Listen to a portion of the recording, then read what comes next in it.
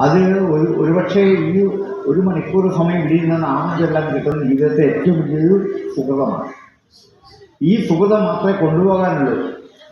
ബാക്കിയൊക്കെ ഇവിടെ കളഞ്ഞിട്ട് പോകും. ഇവിടെ സമ്പാദിക്കുന്ന സമസ്ത വിഭവങ്ങളും ഉപേക്ഷിക്കും. വീട് എത്ര കോടി ചിലവാക്കിയ വീടാണ് ഇവിടെ കളഞ്ഞിട്ട് പോകണം.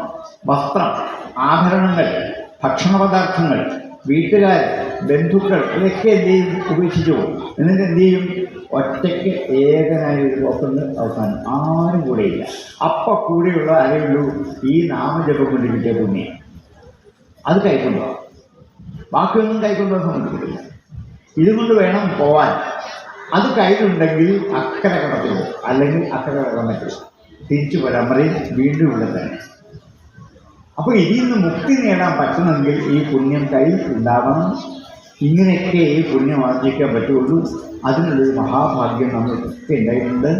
അതുകൊണ്ട് ഈ സുദിനത്തിൽ ഇവിടെ കൂടിയിരുന്ന് നമുക്ക് ഉറക്കെ വിദ്യാഗോപാല മന്ത്രാർച്ചന ചെയ്ത് അതിന് വേണ്ട ആത്മശക്തിയുടെ ബലം എല്ലാവർക്കും വേണം. അതുകൊണ്ടാണ് അമ്മമാർക്കും പുരുഷന്മാർക്കും ഒക്കെ ഇന്നത്തിരിക്കാം, പ്രായമായവർക്കും അറിയിക്കാം. കുട്ടികൾക്ക് വേണ്ടി മാത്രം ഉദ്ദേശമുള്ളതല്ല ഇത്.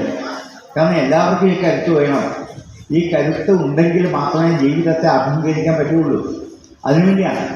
അതുകൊണ്ട് ഈ അർച്ചന കഴിക്കാൻ കൂടിയിരിക്കുന്നവർ മാത്രമല്ല, ചുറ്റുമിരിക്കുന്നവർക്കും ഈ മന്ത്രം ഉറക്കെ ജപിച്ചാൽ, ഉറക്കെ ചൊല്ലിയാൽ അതുകൊണ്ട് കിട്ടുന്ന ഒരു ആത്മശക്തി എല്ലാവർക്കും ലഭിക്കാൻ കാരണമാണ്.